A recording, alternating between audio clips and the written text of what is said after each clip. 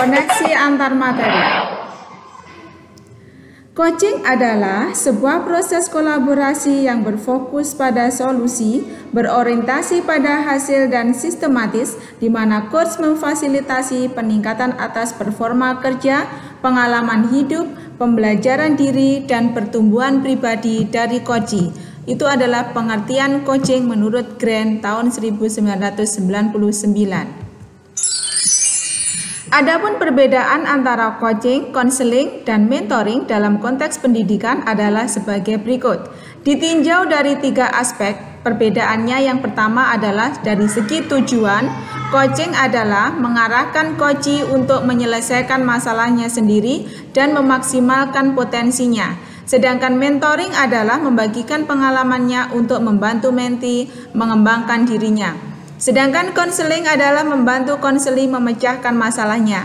Dari segi aspek hubungan, coaching adalah kemitraan yang setara dan coachee sendiri yang mengambil keputusan. Coach hanya mengarahkan saja, coachee lah yang membuat keputusan sendiri.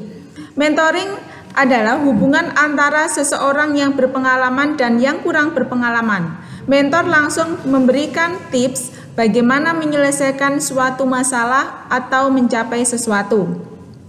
Sedangkan hubungan pada konseling, hubungan antara seorang ahli dan seseorang yang membutuhkan bantuannya. Konselor bisa saja langsung memberi solusi. Aspek yang ketiga ditinjau dari keahlian. Coach bisa saja seseorang yang ahli, guru, teman, atau rekan kerja. Sedangkan mentor adalah seseorang yang berpengalaman dalam bidangnya. Sedangkan konselor adalah seseorang yang ahli dalam bidangnya. Peran coaching di sekolah. Coaching menjadi salah satu proses menuntun kemerdekaan belajar murid dalam pembelajaran di sekolah. Pertanyaan-pertanyaan reflektif dapat membuat murid melakukan metakognisi. Pertanyaan-pertanyaan dalam proses coaching juga membuat murid lebih berpikir secara kritis dan mendalam, yang akhirnya murid dapat menemukan potensi dan mengembangkannya. Nah, sekarang kita akan berbicara tentang International Coach Federation memberikan acuan mengenai 4 kelompok kompetensi dasar bagi seorang coach, yaitu pertama, keterampilan membangun dasar proses coaching, yang kedua, keterampilan membangun hubungan baik, ketiga, keterampilan berkomunikasi, dan yang keempat, keterampilan memfasilitasi pembelajaran.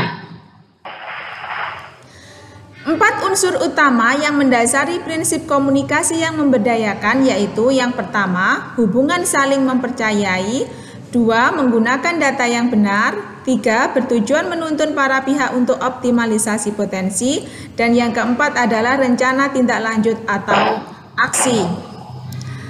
4 aspek berkomunikasi yang perlu kita pahami dan kita latih untuk mendukung praktek coaching kita, yaitu yang pertama, komunikasi asertif, yang kedua, pendengar aktif, yang ketiga, bertanya efektif, sedangkan yang keempat adalah umpan balik positif.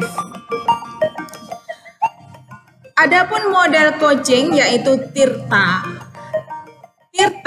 T yaitu tujuan, I identifikasi, R rencana aksi, T adalah tanggung jawab. Dari segi bahasa, TIRTA berarti air. Air mengalir dari hulu ke hilir. Jika kita ibaratkan murid kita adalah air, maka biarlah ia merdeka, mengalir lepas hingga ke hilir potensinya. Anda sebagai guru memiliki tugas untuk menjaga air itu tetap mengalir tanpa sumbatan. Langkah-langkah TIRTA yaitu yang pertama, tujuan, menyampaikan tujuan coaching. 2, identifikasi, memberikan pertanyaan-pertanyaan dan umpan balik yang mengarah pada identifikasi potensi coachee. 3, rencana aksi, memberikan pertanyaan-pertanyaan dan umpan balik mengenai rencana aksi coachee dalam menyelesaikan permasalahannya. 4, tanggung jawab, memberikan pertanyaan-pertanyaan dan umpan balik mengenai komitmen coachee dalam menjalankan rencana aksinya. Model TIRTA.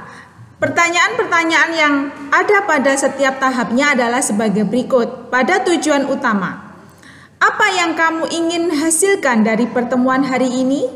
Apa ukuran keberhasilan dari sesi kita hari ini? Fokus tujuan sesi kita hari ini ialah agenda yang ingin didiskusikan adalah.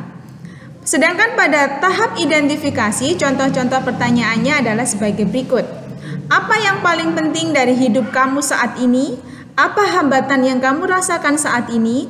Apa saja solusi-solusi yang dapat kamu pikirkan? Adakah konsekuensi dari setiap solusi yang sudah dipertimbangkan?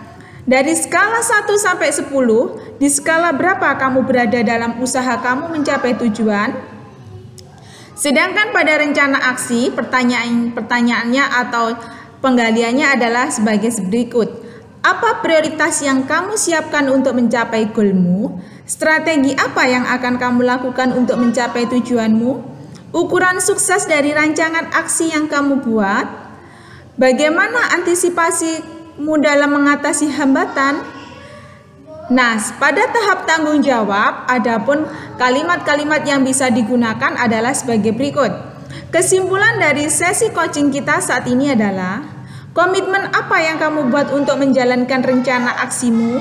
Siapa saja yang dapat membantumu untuk menjalankan komitmen ini?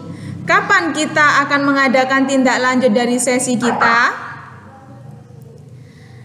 Nah, sekarang kita akan bahas tentang hubungan coaching dengan pembelajaran diferensiasi. Baik coaching maupun pembelajaran diferensiasi mengacu pada kebutuhan murid dan berusaha meningkatkan potensi murid. Hal ini sejalan yang diungkapkan Ki Hajar Dewantara. Anak-anak hidup dan tumbuh sesuai kodratnya sendiri. Pendidik hanya dapat merawat dan menuntun tumbuhnya kodrat itu. Apa saja kebutuhan belajar murid? Yaitu yang pertama, kesiapan belajar atau readiness murid, yang kedua berdasarkan minat murid, dan yang ketiga adalah berdasarkan profil belajar murid. Hubungan coaching dengan pembelajaran sosial emosional. Untuk mencapai keberhasilan proses coaching diperlukan kompetensi sosial emosional yang baik. Kompetensi sosial emosional menurut Kessel terdiri dari 1. Kesadaran diri, 2. Pengelolaan diri, 3. Kesadaran sosial, 4. Kemampuan berinteraksi sosial, dan yang kelima, pengambilan keputusan yang bertanggung jawab. Adapun pada kompetensi sosial emosional ini ada salah satu teknik yang disebut teknik stop.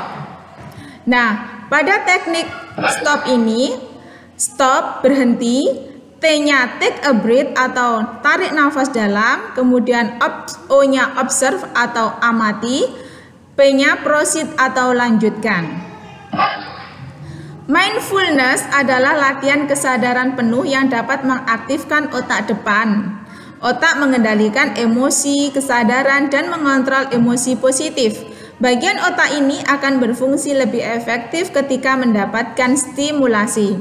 Contoh teknik pembelajaran KSE meliputi bernafas dengan kesadaran penuh, mengidentifikasi perasaan, membuat jurnal diri, menuliskan ucapan terima kasih, mencari teman baru, dan lain-lain. Kaitan coaching dengan modul sebelumnya. Ki Hajar Dewantara menekankan bahwa tujuan pendidikan itu menuntun tumbuhnya atau hidupnya kekuatan kodrat anak sehingga dapat memperbaiki lakunya. Oleh sebab itu, peran seorang coach atau pendidik adalah menuntun segala kekuatan kodrat atau potensi agar mencapai keselamatan dan kebahagiaan sebagai manusia maupun anggota masyarakat. Mari kita berefleksi sejenak. Apakah komunikasi kita sehari-hari secara khusus sebagai seorang pendidik sudah memberdayakan dan efektif? Apakah hasil positif dan transformatif lewat percakapan kita dengan murid di sekolah? Nah, refleksi saya, selama ini komunikasi saya dengan murid saya menggunakan komunikasi yang memberdayakan dan efektif. Namun dalam penerapannya masih kurang optimal. Melalui pembelajaran coaching ini, saya akan berusaha untuk membangun kepercayaan lalu berkomunikasi dengan murid saya menggunakan komunikasi asertif, menjadi pendengar yang aktif dan bertanya yang efektif dan melakukan umpan balik yang positif. Adapun keterampilan melakukan coaching ini perlu saya latih secara periodik agar lebih banyak menggali potensi murid saya mencapai tujuan yang ingin dicapai. Selain itu, dengan adanya coaching membuat murid bahagia dan semangat. Pada pembelajaran modul 2 ini yang membelajarkan pembelajaran diferensiasi, pembelajaran sosial emosional, dan coaching ini membuat saya lebih bersemangat untuk mendidik anak-anak mencapai tujuannya dengan menghadirkan perasaan bahagia dalam setiap pembelajaran. Pembelajaran yang berorientasi pada anak dan menggali potensi mereka untuk dikembangkan secara optimal. Terima kasih.